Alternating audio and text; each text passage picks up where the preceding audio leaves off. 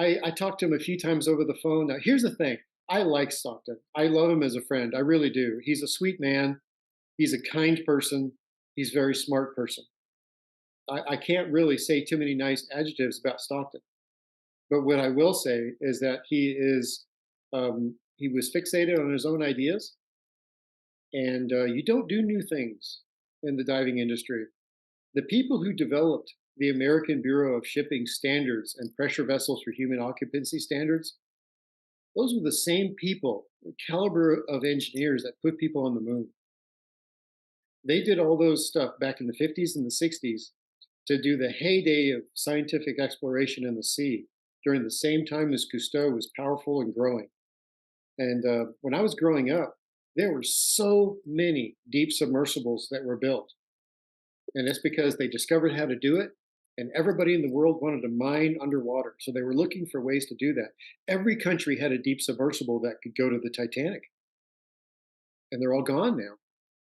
They're all But gone. They're out of they're all commission, gone. or They faded out. They're all on pedestals out of museums and stuff now. But there were so many deep diving submarines, and none of them had an accident. None of them had an accident. Since the 1950s or 60s, when the deep submersible community was really born, until present day, we have never had an implosion until until Stockton. now. Until Until Stockton. now. So And you could pretty much have predicted that Ocean Gate might end this way based on the track record that Stockton had. Like, like I said, I love Stockton, and I hated to think that any harm would ever come to him. But remember what I told you. You know what's most important for a submersible pilot? The souls on board that he's responsible for. You do not ever put people in harm's way. It is just something you don't do. And God bless him, Stockton did exactly that. and how There did he were do lots, that?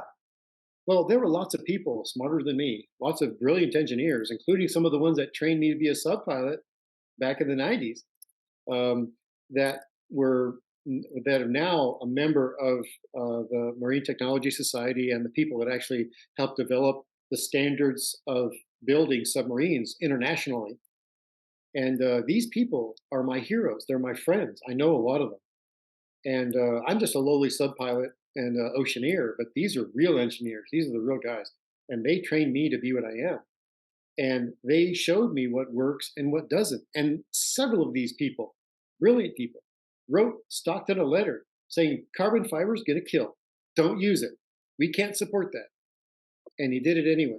See, the thing about carbon fiber is that it's like fiberglass, and you know what happens to a fiberglass tube if you put enough pressure on it? You can hear it crunch, right? Hmm. Well, fiberglass tube and Kevlar or a carbon fiber tube, you put enough power on it, you're going to feel that crunch. You're going to hear that crunch. You know what that is? What?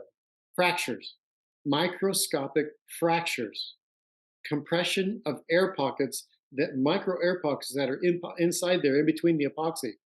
In other words, it's not homogeneous. There's all kinds of imperfections through the entire process.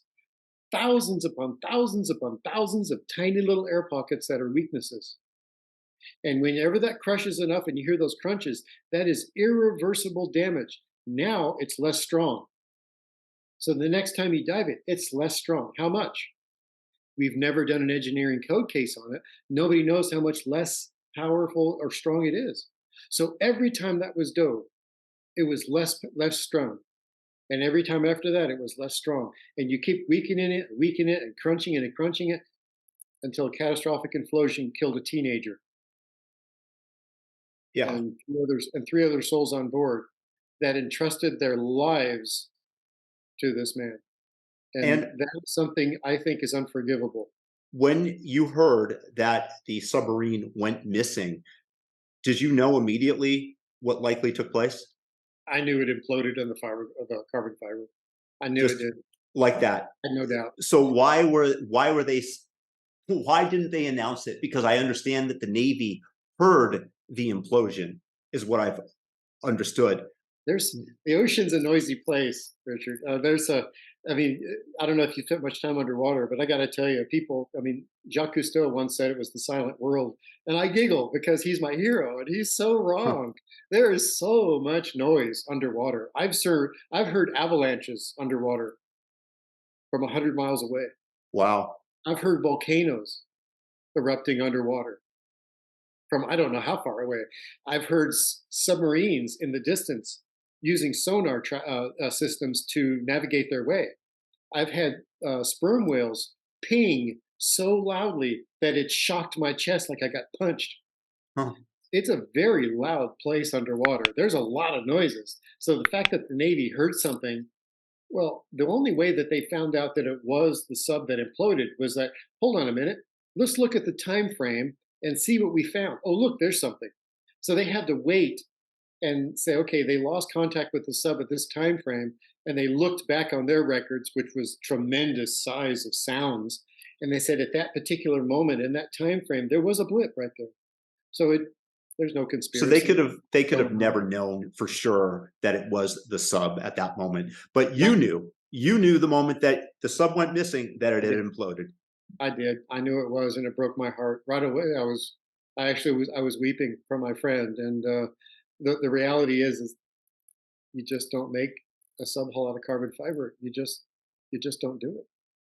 You make it out of a metal because you have ductility, you have recovery of metals. It's predictable. Science knows engineering, not science, but science engineering knows it. You can predict almost exactly when a metal hull will fail. You have no idea. When the Where carbon fiber will. Well, why did he make it out of carbon fiber? you know, I if I don't want to get sued by OceanGate, so I'll just keep the answer really light. He had an idea that he wanted to try out because he wanted to be a maverick innovator.